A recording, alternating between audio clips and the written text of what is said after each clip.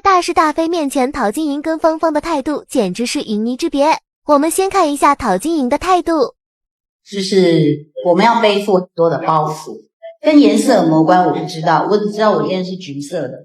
那我也只知道很多艺人只想认真工作，我们不想牵扯到任何的纠纷或者是立场。你去看全球，有哪一个地方的艺人像我们一样，表不表态都被骂，表不表态都被另外一边的人挞伐。全世界有哪一个地方艺人是这样？大家想得到吗？可以举例。我们的芳芳老师就是最好的例子。我爱中国，我出来说我是中国人，怎么了？我爱自己的国家不是天经地义吗？在大是大非前面，每一个人在大陆，我只是没有点名。你们的影响力有多大？站出来啊！告诉大家什么才是正确的选择啊！你们手上有这么多年轻的这个观众朋友，他们要支持你，都喜欢你，那你就告诉他呀，什么才是正确的呀？不能在这个时候躲在后面啊，因为我是艺人，所以我不碰政治，少来这一套。你到大陆来赚钱的时候呢，你怎么不讲啊？你现在这赚了钱了，两岸关系紧张了，你就闷着头不吭气了，不可以。那么大家会支持陶晶莹还是芳芳老师呢？今天咱们就来好好唠唠台湾艺人陶晶莹最近这档子事儿。说起来也是一出人在江湖飘，哪能不挨刀的戏码。只不过这刀好像是他自己递出去的，扎没扎着别人不说先把自己给整蒙圈了。这回可不是因为啥新歌，也不是因为啥好消息，而是哭诉自己被3金封杀了。那啥是3金呢？金马奖、金曲奖、金钟奖呗。台湾娱乐圈最重要的3个奖项，想当年蔡永康在金马奖上那是主持的风生水起啊，金曲奖更是他陶晶莹的1亩3分地。这陶晶莹今年都55岁了，按理说也算是娱乐圈的老前辈了。结果呢，在采访里哭哭啼啼，说自己被一股神秘力量给盯上了，还说这个台湾艺人压力山大，好像自己受了多大委屈似的。关于3金的问题，我不会什么啦？那时候我记得某电视台不断的要好几年。那时候我刚主持完1连串，就说先让我休息一下。等到某一年我说好，我觉得可以，然后电视台也很高兴。想到隔没多久他就回复说好像不行。所以我就想那这中间发生什么事？明明我们2个相爱了大概4、5年，然后我也终于答应你的请求了，然后有人不准很神秘，一股神秘的力量。那我就觉得说因为网络上有很多人说要让机会给年轻人，我是非常赞成的。但是我想在职场上还是有它的规矩，就是如果我们都已经谈定了，为什么会有神秘的力量出来说不要陶晶莹？你去看全球，有哪一个地方的艺人像我们一样，表不表态都被骂，表不表态都被另外一边的人挞伐。如果我这样说话，我就完了；我那样抱大腿，我就有工作了。什么背后势力怎么着？难道我们大陆这边还能遥控指挥，不让他主持了？这帽子扣的有点太大了哈！台湾那边有人觉得他人品有问题不想让他主持，这不是很正常的事情吗？怎么就扯上什么政治立场了？这逻辑我真是有点看不懂说真的这位陶女士有时候真的是自信有点过头了，好像非得有什么神秘力量出来作祟，才能显得他有多重要似的。其实我说句不好听的现在这个台湾主持界那也是长江后浪推前浪这模仿者干掉本尊的说法虽然说有点夸张，但也说明他在台湾的地位那确实是下滑了。结果呢，他就开始说一些让人听着云里雾里的话什么没有一个地方的演员像台湾演员这样辛苦，不想谈论立场，也不想谈论颜色，表不表态都可能被骂，只希望专注于演戏。哎呦喂，这句话翻译过来不就是我只想两边都不得罪，两边的钱我都想赚嘛。这话说的倒是挺实在的更有意思的是对于那些不需要他表态的事情，他倒是挺积极的呀。真正让他彻底失去大陆市场的，还是他在一些大是大非面前的错误立场。2022年，安倍晋三遇刺，他不仅跑去台北101大厦悼念，还在社交平台发文说安倍是台湾永远的朋友。这完全就不顾安倍对历史问题的错误态度，也不顾他对这个地区和平稳定的负面影响啊！这事一出，可就严重伤害了民族感情，触碰了全体中国人的底线啊！事发之后，他还想用这个文字游戏来开脱，说自己只是表达自己个人的情感，没有政治立场。但这种解释苍白无力，根本就没法掩饰他的错误行径。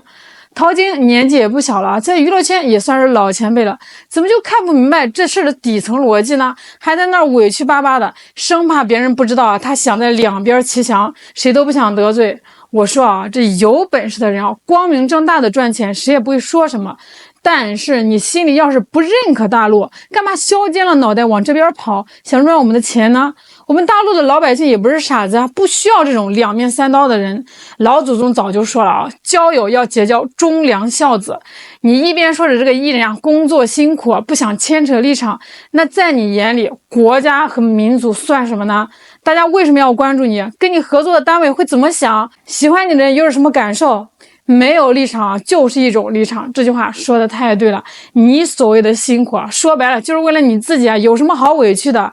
现在的陶晶莹说句不好听的可能已经成了资本的弃子了。离开主持界太久，这10年，这娱乐圈的观众都换了好几茬了，新的主持人早就冒出来了。在这种情况下，想再回来难上加难。一方面年纪大了是事实，另一方面新人早就站稳脚跟了，人家凭什么把机会让给你这个竞争对手呢？又不是什么亲戚朋友的。所以说陶晶莹这次哭诉委屈这话一出来大陆网友可不买账，都明白他这是想回避表态，想既要又要。赚钱的时候不说大陆好，现在谈立场了又装无辜。我这话说的太直接了也说到点子上了。立场这东西就不能含糊，含糊本身就是一种选择，一种想要两边讨好的选择。这次他想用这种不谈政治来蒙混过关，结果没想到大家都不理解，反而觉得他是一个骑墙派，两边都想捞好处。很多网友的态度也很明确，台湾回归是历史的大趋势，你不想表态，那对不起大陆市场不欢迎你。这件事情吵得这么凶核心问题就一个，在台湾前途这样的大是大非面前艺人到底能不能该不该模糊答案是不行。大陆网友的反应已经很清楚了想在大陆发展唯一的活路就是明确表态反对台独，支持一个中国。这并不是什么上纲上线这是底线，是原则，没有模糊的空间，没有骑墙的可能。话说自从2025年3月7号咱们的外交部长王毅明确提到中国台湾省，央妈也号召大家转发这个话题之后不少台湾的艺人都纷纷挺身而出，用自己的实际行动表明了自己的爱国立场。首先要点名表扬的就是侯佩岑，这位姐绝对是好样的。早在去年央妈第一次发起类似的活动时她就是第一批转发的艺人。紧随其后，陈乔恩和张韶涵这2位在大陆发展多年的实力派女艺人也是迅速转发，用行动证明了他们的态度。赵又廷的转发也是让人惊喜毕竟她娶了咱们大陆的媳妇儿高圆圆，一家人都在大陆生活，这份表态自然是义不容辞。还有最近因为家事备受关注的陈妍希，这位看似柔弱的台湾女星，关键时刻也是展现出了坚定的立场，一句坚守一个中国原则赢得了无数网友的赞誉。年轻一代艺人中，欧阳娜娜和文琪更是没含糊，早早就公开表达了自己的立场，这次也是依然站在支持的行列。此外像这个陈震汪东城关宏、杨宗纬董又霖等艺人也都纷纷转发，受到了央妈的点名表扬。特别值得一提的是这个旺旺集团的总经理蔡旺廷，他不仅转发了，还掷地有声的表示，我叫蔡旺廷，来自中国台湾省，我是中国人。这份坦荡和直接真是让人敬佩而陶晶莹和一些其他艺人说的委屈什么只想工作不想被卷进立场听起来好像是挺无奈，但仔细想想这委屈论根本站不住脚。为什么觉得委屈？说白了就是怕表态会得罪岛内某些势力，影响自己在台湾的市场就是一种投机取巧的心理，想同时抓住两边的好处，两边都不得罪。但是啊，在国家主权和领土完整这种根本问题上，这种小聪明啊是行不通的。看看那些胆敢支持台独分裂行径的艺人，在大陆市场立刻就凉透了，这就是自食恶果呀！明星拿着普通人几千几万倍的收入啊，就应该担起公众人物的表率责任。谁工作没压力啊？但陶晶莹嘴里的工作压力啊，根源竟然是本该清晰坚定的爱国立场问题。你想在大陆赚钱，却连一句反台独、称统一都不肯说，天底下哪有这样的好事儿？14亿人的市场永远只欢迎堂堂正正、立场鲜明的中国人，骑墙装糊涂啊，门儿都没有啊！说到底啊，陶晶莹啊走到今天这个地步啊，完全就是他自己造成的，聪明反被聪明误。